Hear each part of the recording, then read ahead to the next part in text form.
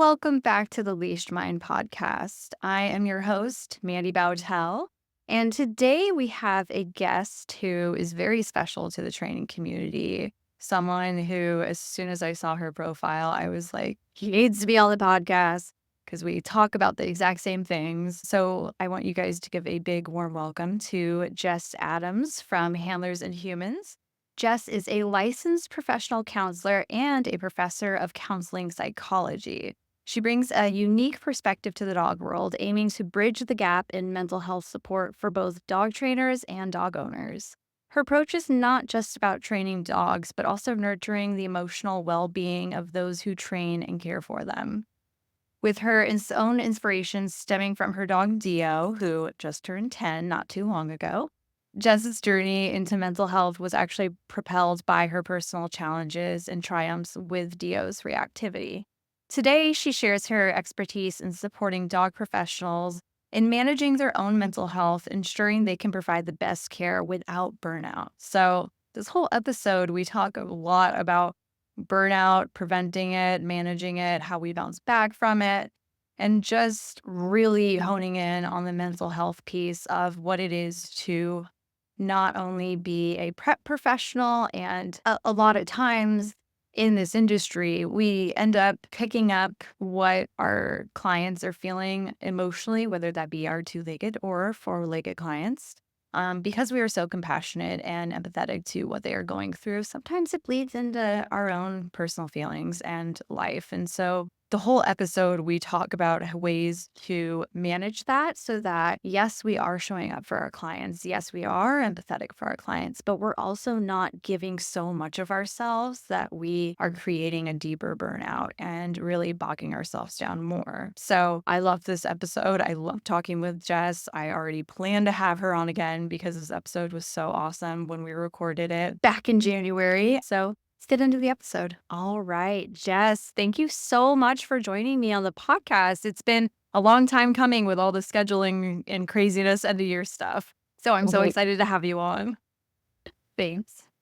So, for those that may not know you or are not following you on social media yet, which I find very hard at this point, but can you give us a quick intro of what you do, your background, and how you are integrated into the R Plus training community? Yes, absolutely. So I'm Jess Adam. I'm a licensed professional counselor in Pennsylvania, and I'm a professor of counseling psychology as well. I have shown up here on the dog world scene, I guess, in trying to bring real mental health to this field, to this industry. I know that there are so many incredible trainers out there who value the mental health of their clients, but don't necessarily know how to quite get there and give that to them. And there's so many amazing dog owners who are struggling with their own emotional well-being when it comes to their dogs. So that is where I'm trying to come in and fill that gap and give the how in terms of, how to truly take care of yourself in that way. And this was all inspired by my guy, Dio. Actually, my husband and I are taking him for a Dio day. We're done. Yes, I love that. we're leaving our kids with my parents to take Dio out together, and just I'm so excited. So that he's really what inspired me to get into this work and do this work because of my own emotional struggle with Right. him. That's how we all get into it. Exactly. It's how we all relate to. Story of everyone's. Awesome. Okay. Well, then, so do you work primarily with trainers? Like, what's your kind of client demographic usually look like? Is it more trainers or Honestly, owners? it's really 50-50, and I love Really? that. Okay. Yeah. That's awesome. I have programs for trainers and I have programs for dog owners as well. I do coaching with both. I do group programs with both because I do think that I was trying to choose, right? At one point, I was like, let me get, and I just couldn't because I just see so much value in providing support to both sides of things. So yeah, it's really both. I love that. And I feel like if you have listened to any of the episodes on the podcast, then you know that, like, this is why I'm doing it. Yeah. Because, like, we do not talk mental health enough Yeah. in this industry as owners and as professionals. It's just, I mean, even in society, like, I feel like no one started caring about mental health until like 2014, 2016. And even then, it's like, come on, let's catch up. Right. But so I feel like a lot of us are learning more about like being more trauma informed and how to Mhm. approach more choice based things with clients and how to deliver that and not just shame them and make them feel worse for the Right. situation. Right. And Absolutely. I feel like when I first came into the industry, it was just a lot of like, here, let me throw all this information at you and somehow you're going to be able to process it. Right. And I'm worried about making money and my own mental health, and I'm stressed Mhm. for you. And I'm not even processing where the client is at that point. Right. Right. Well, it's hard. It's so much to juggle for a professional, you know, and I think this is one of the pieces that I love working with professionals the most around, which is the idea that, you know, you are spinning several plates. And with your Oh my gosh.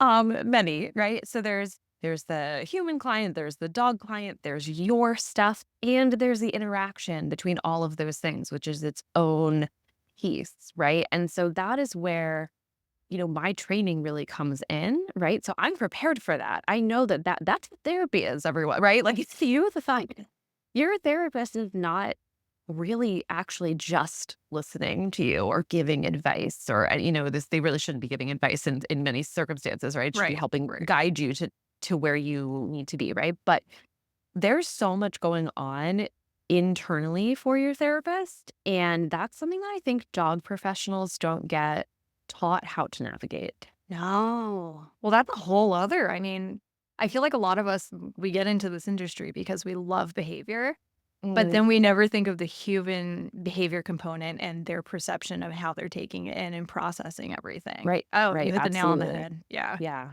Yeah. Plus what comes up for you as the professional, right? So we all have, like, as helping professionals, dog trainers are helping professionals, just like I'm a helping professional, stuff that clients bring up in us. And that Triggering impacts, or not, yes, 100%. And it impacts how we then show up for that client, even if we don't realize it. or how So we because, respond too.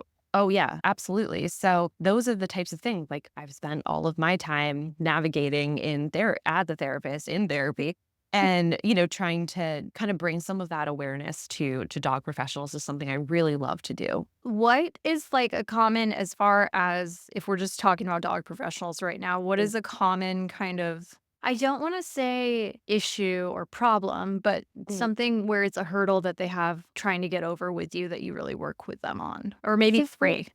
yeah, right. I mean, like it can't be just one. There's so many. Honestly, the biggest one that comes to mind that then has offshoots to it, just to be granted up, is, and this is true for owners too in a different way, is expectation and expectations of your clients. So it can be confusing and odd when someone comes to you and hands you money and says, I need your help with this thing. I trust that you're the professional. And then they don't necessarily follow through with the things that you are recommending, right? It can be a little off, get you off balance a little bit as the professional, and it can create some expectations that the professional has about the client. And that can get in the way of how you show up with that client, your responses to them, your relationship with them, and honestly, your own burnout in your work. Because if you're not sort of navigating and recognizing and working with the barriers that might be in place for that client and trying to figure out what those are by getting curious with them instead of just getting frustrated, which is understandable. It happens to all of us. Like, this is Right. not a judgmental statement whatsoever, but recognizing that your expectations of your clients, of your human clients, are going to impact your work with them and your own satisfaction and sustainability in your work, in your practice, so to speak. And longevity. Yeah, Yes. completely. Yep. How do you typically coach, without giving too much away from your programs, how do you typically coach people when they are working through that? Because I feel like a lot of the times you hit the nail on the head. I would show up to clients and I feel like I would arrive at like a 8 and they'd be at like a 4.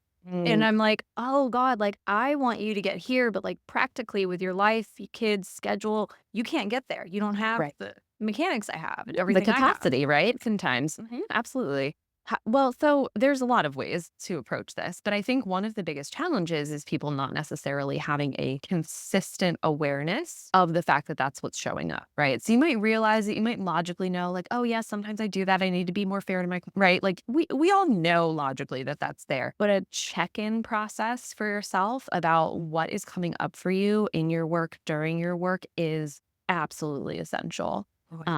So for example, from the therapy side of things, right? It's called countertransference. That is the Okay. term. That is the term in our world that we use to describe the reactions that we as the professional are having about the work we're doing with that particular client. So any kind of reaction, whether it's I have an expectation or this client is triggering me or this client is or I love this client, I love working with them. That countertransference too. It's not all bad, Right. You but could be on cloud 9 with them. absolutely. Like, oh, this is such a good fit. I want to be friends with this person, right? Like Mhm. all of that stuff. It's all countertransference. And so what gets drilled into our heads in our work is constant awareness and checking in with ourselves about what's coming up, what's coming up, what's coming up. So being more aware is going to shift things in and of itself without even having to do much about it. Just knowing what's coming up for you and that something is coming up for you is super powerful. So that's really like where I start and where I end up having to go back to over and Oh, over I'm again. sure. Yeah.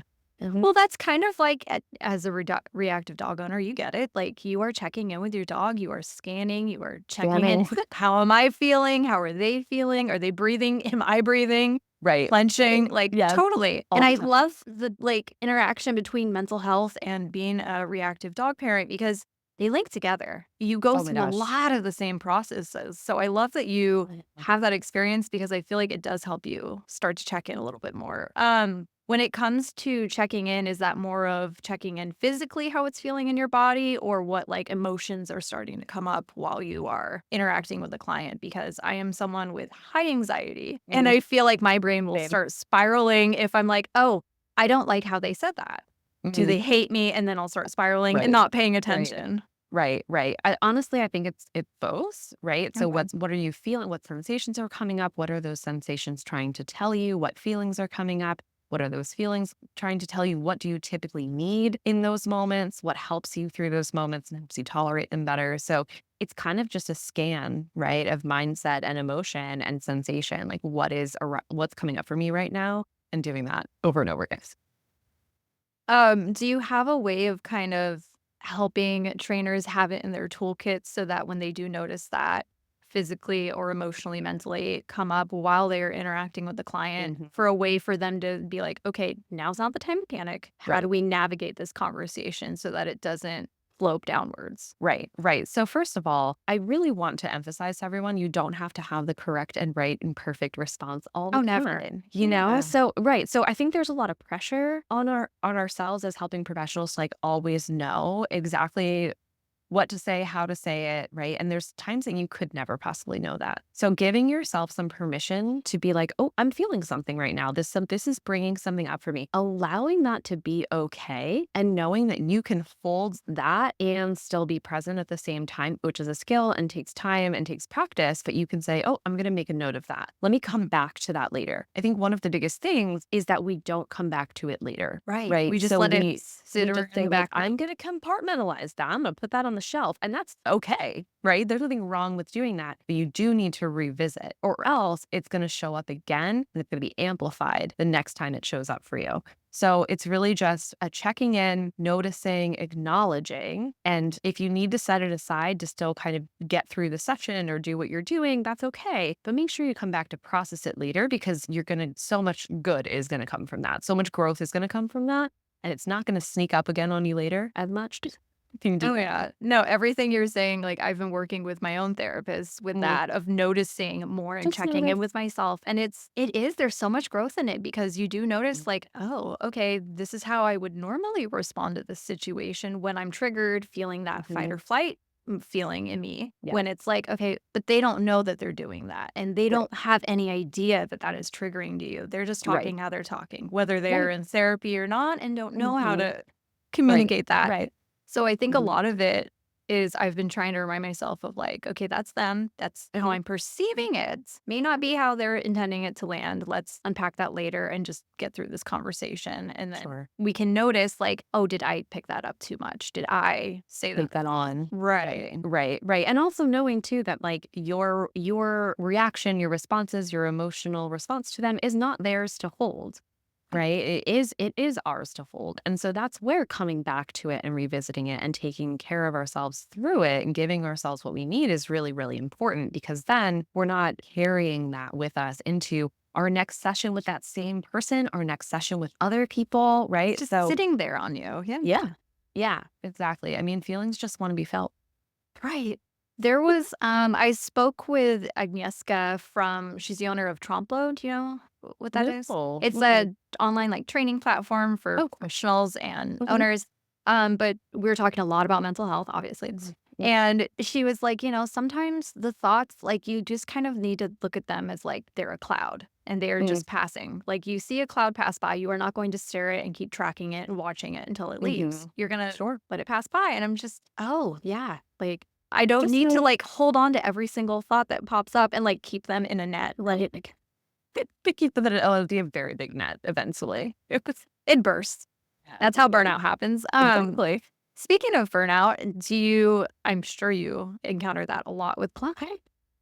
Yeah. As just I'm passion fatigue and dealing with that.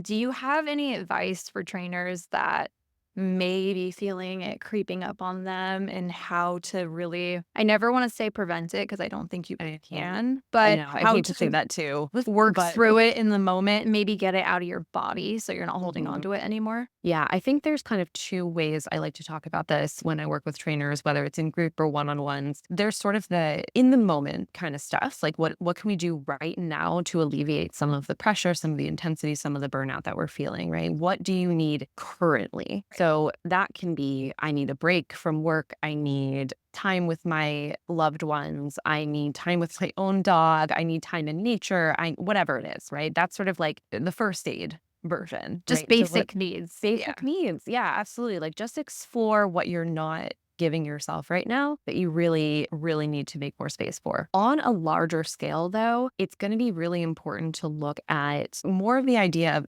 have you ever talked about self care and self comfort being different things? No, I haven't. I'd So, love to. yeah, so self comfort, this is something I talk about a lot, right? Self comfort is what a lot of people I think look at self care as, right? So it's like, take the bubble bath, break the piece of chocolate. What's comforting?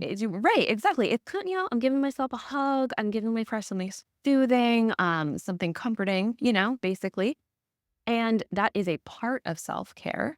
But self care is so much more global than that. And it is not always comfortable and it's not always comforting, right? Sometimes So, it's like boundaries and sticking up for yourself. exactly. Sometimes it's going to the dentist when you don't want to go, right? Like, go someplace.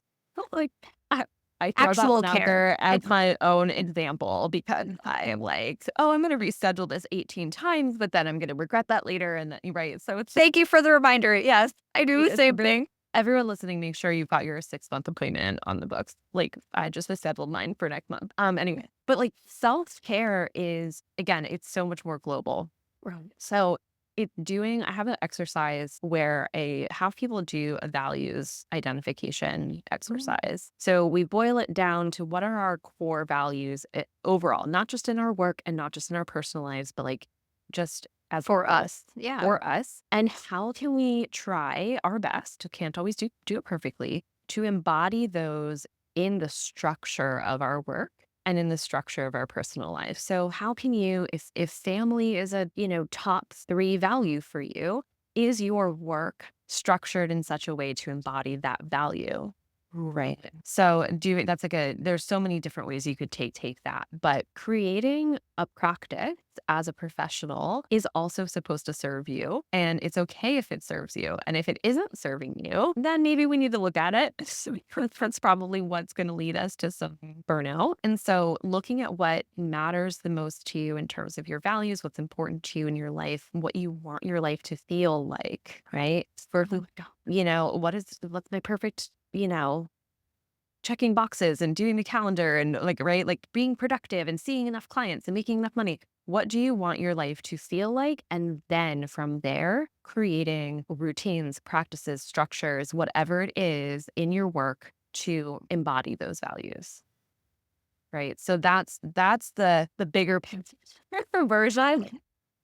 I'm smiling so much because I'm just like, I hope people just like let this sink in because I feel like so many times we're just like, let's set up the business, let's get the domain, let's do the marketing, Right. let's do this.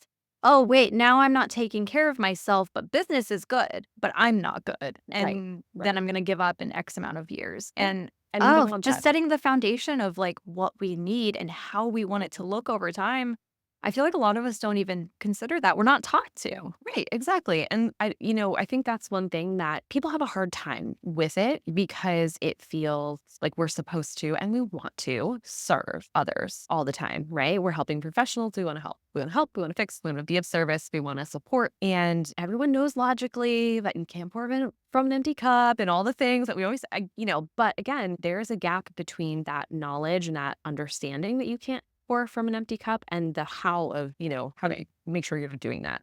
And so that's where I think kind of figuring out ways to structure your business, your life, your approach to clients in a way that embodies what you want your life to feel like and prioritize first. And so that may not look like how it currently looks. And that can be uncomfortable. It may not look like how it looks for other trainers, and that can be uncomfortable. Right. And so, but again, when you're talking about longevity and sustainability in your work, like we need you trainers. So like we leave the good ones are burning out, and because you're taking on so much and, doing the logistical things, getting the domain and setting up the schedule and all of that stuff, that's important. And it's not that we're going to be like, oh, I don't like doing the financial part of my business, so I'm going to ignore it. No, we still have to do the things that we might not love. Right. But if we are embodying how we want our life to feel on the whole, those things feel much less taxing, draining for us as well. Those like little things that, I mean, for me, I don't love to do. Right. Would you agree that, like, setting it up in a way so that you're still having all that personal time and that self-care and self-comfort time while balancing it with work is just as important and doable? Do I think it's doable? Yes. Do I think it's easy? No. Because we get really pulled, right? We get Right. pulled by a lot of pressures. And this is true for like private practice therapists, right? For example, like it's a very similar kind of work, really, when you think about it. We get pulled to do more for people. We get pulled to answer the email at 3 in the morning because the client is panicking. Well, like all of the things, Right. because we genuinely care about what we do. Oh, And if we so it wouldn't can yeah, feel right. You wouldn't we wouldn't do it. Yeah. no. So it comes from this like wonderful, well intentioned place, but we actually aren't serving our clients as well as we could if we were setting better boundaries for ourselves, right? It doesn't actually help that client as much as we feel like it does to answer every 3 a.m. panic, like it doesn't help empower them to take the steps that we believe and know that they have the capacity to take, right? We believe in them so much. And sometimes they have a harder time believing in themselves. And it's okay to give them opportunities to show themselves that evidence. So it's not easy because we care so deeply about what we do. And also there's pressures of, I need to make money and I need to support myself. And right. So there's so much pulling at us to get us out of that mindset of like, I'm going to put myself and my needs and my values first. But big picture, that is the way to continue to do what you love to do and do it well, right? You can be really burnt out and still show up at your session, but you're not giving what you want to be giving. Oh my So god. Yes. No, I literally everything you just said is what I, like, spoke with my therapist about on Thursday because I was just like, "It's my menstrual week. I am feeling out of it. I don't have a brain. Took my ADHD medication, and it is not synapses are not firing. I yeah, can't do it." right. And she's just like, "Okay, but you schedule your work in a way so that it does go around your cycle. This should be your easy week." And I'm like, "But it can't be. I need to be productive every Right. time. I don't want a day off." And I was like, "I need to be working." Husband's working like 12-hour days. And I was like, "I feel like I can't catch up with him." And she's like, "Okay, but he doesn't menstruate." The one. For one. And she was like, and he like that motivates him. That soothes his anxiety, whereas that ramps you up. And I'm like, "No, don't tell me that." But I don't need to hear that. But I'm sure you hear this a lot from clients too, and I feel like it is that, like, comparison is so big because we're like we all view success differently, but when we see Mhm. someone that we deem successful, we're like, we should be operating at that level in order to get there. And if Right. we're not, being a 90s baby and, like, our worth is being in our productivity and our Yeah. work and our value is in that, and if it's not, then we suck. And so Right. my question with that is just how do we kind of pull away from that thinking? And I know it's ingrained in us in So deeply. society and capitalism and Yep. everything. We want to Right. institute this. What's right. But are Right. there tips of slowly starting to step away from that mold and creating our own? so that we can keep loving what we're doing and caring for Yes. people and ourselves. I think you kind of you sort of hinted at it right there when you said slowly. So I think this is another thing that we get very all or nothing about. We get a little intense about and say like, I'm gonna revamp, right? I'm doing all Are you talking about me? I'm turning everything on its head. Here we go. Right. Completely changing everything. Rearrange everything. Right. And it's so uncomfortable to do it. And so then it falls flat and you go back to old patterns and You lose the practices. momentum. Yeah. Absolutely. It's like saying like I'm going to get up on January 1st and I'm going to do 18 different things, right? In order to like embody my New Year's resolutions. And then by January 3rd, you're like, oh, whoop, that was too many things. So I think slowly is the key. When I was learning to say no, I'm still learning to say no. Oh, it's so hard. And it was Yeah. so hard. I started with I'm just gonna say, I'll get back to you instead of just right. So I couldn't. I was at a place I vividly remember. This had to do with me when I was a nanny at some point. Like it's a very specific time in my life. I couldn't, I felt like I couldn't say no. No, it's And it so was hard. so hard for me. And so I could take a small incremental step to say, I'll get back to you. Let me let you know. Let me look at something and then come back. Even if I did know the answer in that moment, I still said it. Right. So it was this tiny little practice in a small area of my life that I started to experiment with. So that's what I would say to people in terms of like, if we're talking like concrete kind of tips, where in your world, whether it's personal or professional world, can you identify a small area where you can do a little behavioral experiment to push your comfort zone a little bit and exercise that like a muscle, right? Because you're just not going to get up on January 2nd and do 18 different things, right? Like it's just not Right. going to happen. And if it does, it's not going to be sustainable and you're going to be exhausted. And are you going to enjoy it? Probably not, because all you're doing is putting more pressure on yourself in a different way than you're already doing. So, can you have some compassion for yourself? And can you look at areas where you might just take that 1% step versus the 99%? Monumental change. No, Exactly. the first thought that comes to my mind is like you're starting a new workout regimen, whatever. You're not going Hmm. to go and pick up like the 50-pound weight. You're going to start with like 3 or 5 pounds and just like get used to the movement. And then get Right. used to exercising that before you just add on all the big things. Exactly. And I do love that. Just like, let me think about it because I think I don't think I know, when I was a trainer and a client would ask me a question, I would feel like I would need the answer right there for them. And if I Mhm. didn't have the answer right there, I was awful, didn't know what I was talking about. They shouldn't be paying me.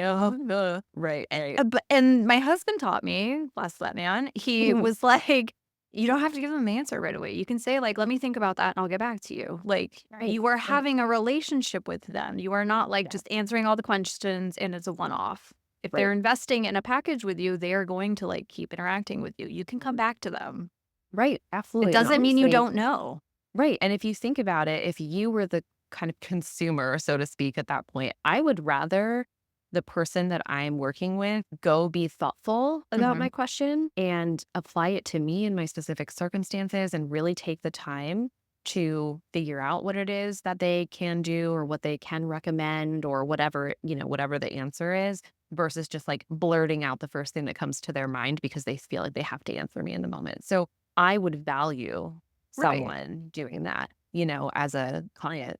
And it comes off as you care because you took the time to step Mhm. away, come back, and then respond. And it's kind Right. of like a check in and a reminder with the client of like, oh, hey, Mhm. you mentioned this. I do have this information for you. Right, So they right, know that you exactly. care in a Right, different way of just like having all the answers for them and being right. ready. Because you can't have all the answers for them, right? And I Like, don't it's think impossible. like us as consumers, we don't expect that when we come to professionals. Not all I the don't think s time. yeah. Yeah. No, and if we do, then that's and when we talked about expectations before and how I was remember how I said it's for clients or for owners and for, Oh, yeah. trainers? I was like, expectations is like that is if I talked about nothing else, that would be probably the biggest thing for both sides. So clients, dog owners, dog lovers of all kinds, like please hear that you also have to check in with your expectations of your trainer, of training, and of course of your dog and of yourself.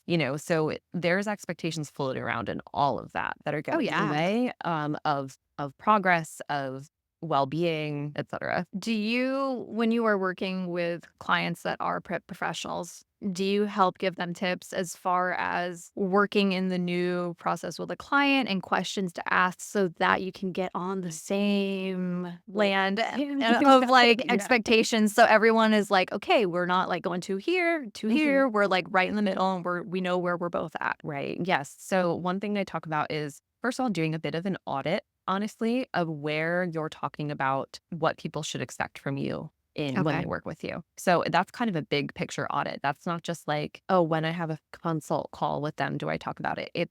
Are you talking about it in your marketing and messaging? Are you talking about it in consistently in those areas, right? Because people come, they watch people, review people for a Right. while before they reach out to them to work with them sometimes, right? So is this like infused in your messaging? Is it in that obviously initial consult call to try to like gauge fit and appropriateness? Is it in your first session and your second and third and all of them?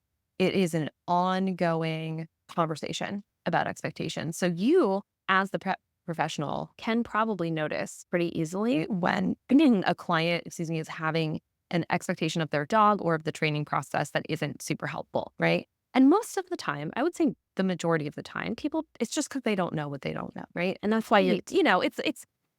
yes, 100% there are people who are like, please just fix this, Right. and they have unrealistic expectations and they're not going to budge from those. It happens. But by and large, people just don't know. So you can probably notice that in your work and notice where expectations are coming up and use some of that knowledge to kind of gently call that out, name that for the client and help them understand that maybe they're getting stuck or feeling frustrated or whatever it is, because maybe the way they're expecting something to go isn't quite accurate or helpful. So it's an ongoing discussion. You should be having an expectation conversation early, meaning like before someone even is working with you, Right. and often and ongoing all the time. So audit your approach, I guess, in your client interactions to make sure that that's just ingrained in your conversations, because it's going to make it a lot easier than in session 5, right? When you're suddenly like, hey, I think you're being unrealistic about your dog or about this process or And whatever they're it like, is. you didn't say anything in 1 through Right. 4. Right. Exactly. When you say calling out when they're doing Mhm. that, obviously we mean not being like, "Hey, you shouldn't, like, think that way." Right. Like, Right. is it more of like, what I'm hearing is or what I'm noticing with the situation just to, like, not make them feel crappy, but also just checking in. I Yeah. guess That it's was just a we're checking in. that was a very good therapy type of really good. Yeah, like been at it in a while. Like, I guess I have the degree, but I also, sat in there for a long time, so I picked up most of. Um, but yeah, I think that, hey, I'm noticing this might be going on. One thing that I encourage professionals to do is to really, really invite clients to push back at you Ooh, and on okay. you when you are like quote unquote calling them out, or when you're naming something that you notice, or something like that. So we want to be collaborative always, right? With clients. Yes, we come in with general knowledge, but they still are the expert on like their specific circumstance, Right, their right? house, their animal, yeah. Yeah, right. They Their see life, them their more. capacity. Right, exactly. So in that, vein, we want to make sure that people can tell us when we might be giving them some guidance that like isn't going to fit for them, isn't going to work for them, or when we're interpreting something that doesn't quite land right with them or things like that. When you are, and this is something I talk about in my programs and coaching a lot, is there is an inherent kind of power dynamic imbalance when you've got like professional and client, Oh, right? absolutely. Yeah. We don't mean for that to be there. We don't No. want it to be there. We want to work to close that gap as much as we possibly can and in many different ways, so that we are being collaborative with our clients, because so many reasons. But one of the biggest reasons being like that's what's going to help them stay in it and do the work and show up, right? And So feel supported. exactly. And Yeah. find joy with their dog if they're struggling, because that's possible, right? We want to help them see what's possible. So, when someone comes to therapy, when someone comes to a dog trainer, there's this like, I'm the expert and I have the knowledge, and you're the client and I'm teaching you, right? But while, yes, you're teaching them things that you know, we want to make sure that they feel comfortable and safe enough in their relationship with us to say, I don't think that fits for me. Or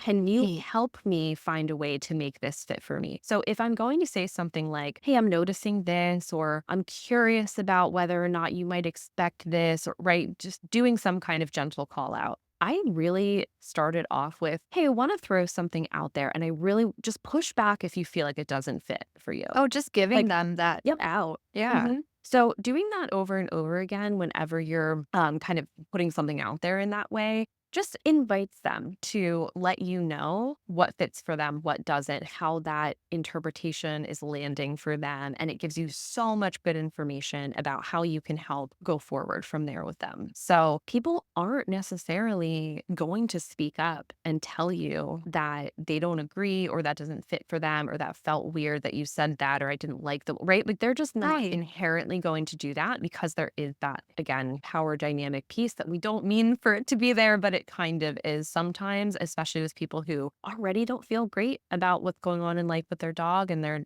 not feeling empowered to kind of speak up for what they need. So invite them to do it because that creates so much collaboration in your relationship with the human client. I feel like a lot of what you're saying is also just like you're really coaching people on how to appropriately communicate and hear somebody Hmm. else and understand that not everyone has the same brain and not everyone's Yeah. going to process things the same way. Right. Right. Oh my God. I hope that so many people are going to take away so much from this because everything you're saying, I'm like, why didn't anyone tell me this when I was a trainer? Like, it would have been No. so helpful. Where were you in 2012? Come on, Jess. Where was I in 2012? I was getting, what? I was in my clinical internship Oh, for and life. think I was you a were working baby. there. I was a baby therapist. I was seeing my very, very, very first client, which is so wild to think about. I feel like 2012 was like 3 years ago, but oh my Right. God. Not like 12. Yeah. Where are we? Time is a construct. Yes, exactly. I think I didn't have Dio yet in 2012, so I wouldn't have had the contact. See? Yeah. We all have that one dog that just we're like, "Hey, let me just, like, take care of you," and then you find this entire community. Suddenly here we are. So, I wanna go back a little bit to how your career started, and was it really just from working with Dio that you were just like, "I wanna help pet professionals and owners?" But the pet professional part is very interesting to me that you were just like, "Trainers need a little help with this." Well, I started to see, well, okay, let me back up. So I obviously, because I have a reactive dog, spent a lot of time with trainers. We'll just start there. And when I say a lot of time, I really mean it. Like there was a period of time where we were like in group class and individual and this, that, right? Like just all of it. Trying everything. Yeah. All of it. What's gonna stick? Exactly. And I had very specific, unrealistic goals in mind for he and I as well. I had no knowledge or understanding about what I was doing, what I got into, like none of it, right? So I spent a lot of time with trainers and I became very close with a lot of them. And they're still really amazing friends of mine to this day, that the original trainers of Dio and I, right? I So, love so that. yeah. And I'm so grateful to them. And when they would start to talk to me about just as we became friends, like what it was like to do their work, I was like, yeah, I know. I've been on the Oh my gosh. receiving end. I hear you. They're like, oh my gosh, this client is they're struggling so much emotionally, and I can see how it's getting in the way. And I'm like, right, same. Like I'm that client. And then they would say, like I'm feeling really frustrated, and then I feel really bad that I feel frustrated with this client, and I don't know what's like. I feel like I'm a bad trainer because they're. And I was like, right, I know that's what it's like for therapists when we get frustrated with clients. We get resentful of it happens. We have to normalize that. We have to name that. And it does not mean you're a bad helper make foods at all. So my trainer friends started saying to me like, "Ugh, like I wish I could send my clients to you for therapy to talk about this." And eventually I was like, well, maybe you can actually. And I started thinking about it and I started thinking about how I could have a larger scale impact, which is working with trainers, right? One-on-ones with owners and group programs with owners, I love, like absolutely lights me up. But I also know that trainers, again, creating sustainability so they can stay in the field longer and help more people in a specific way, like that's going to make a bigger impact impact, right? So Right. I can work one-on-one with one person, but the trainer is going to work with everyone that they work with for the rest of their career. And maybe I can impart some of this stuff. And I also just like, I feel for you guys because Right. this is the You kind get of both stuff. sides of it. Exactly. I spent 3 years getting my degree. I spent 3 more years getting licensed, being supervised, getting licensed, like all of these things. And yes, I learned techniques and theories and therapy concepts and stuff like that. But the biggest piece of my training and work is coping with what comes up for you, that countertransference, and how to navigate therapeutic relationships. And the therapeutic relationship is the most impactful part of therapy, and I think that it's the most impactful part of dog training too. Honestly, the parallels are just unbelievable. Like it is the same Oh, no, everything you're experiences. saying, I'm Yeah, like, "Oh my god, yeah." right. It's the same stuff. So that's kind of where I was like, I can't choose. Like, I'm not going to choose what direction I'm going to go. I kind of started working with owners, but I always had it in my mind to do a trainer program. So I finally did launch that. And that lights me up in like a whole different way than the Right. owner work. But I will say, I sat on these ideas for so long before I had like the courage to put them out there because, like we were talking about before, I'm not a dog trainer. Like, you know what I mean? Like, this is not my field. And so I defer so much. I'm like, I am here to talk about the human aspect of this. And I don't want to be out of my scope in any way. You know what I mean? I want to talk about the human element of things because that's where I have the knowledge and the background and the understanding. And I wasn't quite sure if it would be okay for me to kind of do this work and enter this industry or this Would you be field. welcome With here? that, Yeah. yeah, I mean, and I'm like, is that okay? Is that, Are they fair? gonna like me? Did they Yeah, meet right. ways? Well, and I Right. did. I was like, this is such a I always thought, I'm like, this is such a weird idea. Like, You're talking to the person that made clothing for these people, so I felt the same way. I'm like, "This isn't gonna work." right, right. And then like here we are, like, and I threw out there like a free webinar talk one time, and I was like, if no one signs up, then I'm gonna stop. I'd probably been thinking about it for like 3 years at that point, 3 or 4 years. Like I had like content written, I had all the things, like I'd talked to my trainer friends all the time, and I just like couldn't put it out there. And finally I did, and I was like, if no one signs up, then I know it's weird, and I'm not gonna do Right. it. And then like And did a lot of people? a lot of people, and then I was like, uh-oh, okay, now I have to do it. So and Feel like, that's "Wait." essentially, yeah, like that's how, and now like this is year 3 officially. This is like official year 3 of handlers and humans existing. So yeah, there's not enough time in the day for like all the stuff I want to do and talk about and all of that, but we'll get there. So that's kind of like how it grew into this, and it really, again, it came from me hitting a wall with Dio as an owner and really not being sure if I could keep him. Like honestly, being like, I don't know if I can do Oh, this. going through that mental circus, Yeah, yeah, it is a lot, but it's a lot. I love that you came into this and you were just wanting to talk about the part that we don't talk about, because Right. that's the thing that I think a lot of us that's the thing I saw when I first saw your Mhm. account, and I was like, "Finally, someone is talking Lance with about hand on the desk. someone is talking about the trainers and the professionals in this," because I say this over and over and over again. I'm gonna keep fucking saying it. Mhm. It's because so many times in these training programs we go through, we learn about the animals, we learn a little bit about the clients, not a whole lot about communication. It's all about Yeah. the mechanics and the practicality of it and Sure. applying it, but it's never the person behind the screen that's doing all the things and how do they keep enjoying doing this, because we Right. all, like you doing getting into your therapy license, like we do it because Mhm. we care and we're Mhm. fascinated by this topic, but then we don't learn how to take care of ourselves and Mhm. how to set up our business for ourselves and how we want to live, set up our communication skills that we need to Mhm. navigate this and have that long career that we want. That's why Mhm. I only lasted, 4 years as a trainer, because Right. I couldn't do it anymore and no one was talking about the mental health side of it. Right. Right. And now I feel like there's more. I see so much more out there. I mean, obviously here you are with this amazing podcast about it, right? But it's like we need tools though, right? It's one Right. thing to bring awareness, and then the next step there is like, okay, but what are we doing? What do we need to do? How do we need to approach this? And we can pull so much from what we're already doing in the therapy and mental health world. Like it's all applicable. So let's bring it together and make sure that we're being active about that for ourselves, for our dogs, for Right. for each other. No, that is exactly why I wanted to have you on. I wanna have you on You. again because I I would feel love like that. Yeah, please. we need more mental health professionals talking about the hardship and just navigating being this kind of person in the industry and helping clients, but also the owner side of it and Yeah. processing how to have the expectations we want and not see our animals as a reflection of ourselves and our Mhm. worth. Because Right. I feel like that's a lot of things that I noticed with clients that they would take on of like, they had a big outburst. I'm a piece of shit person. And it's like, Right. oh I'm my a God, terrible no, dog owner. I you don't do enough can't for them. you All of the can't things. predict things in the environment and the Yeah. world. Yeah, I absolutely. wish we And could, but I wish we could too. And it's hard to look at it this way when you're in it.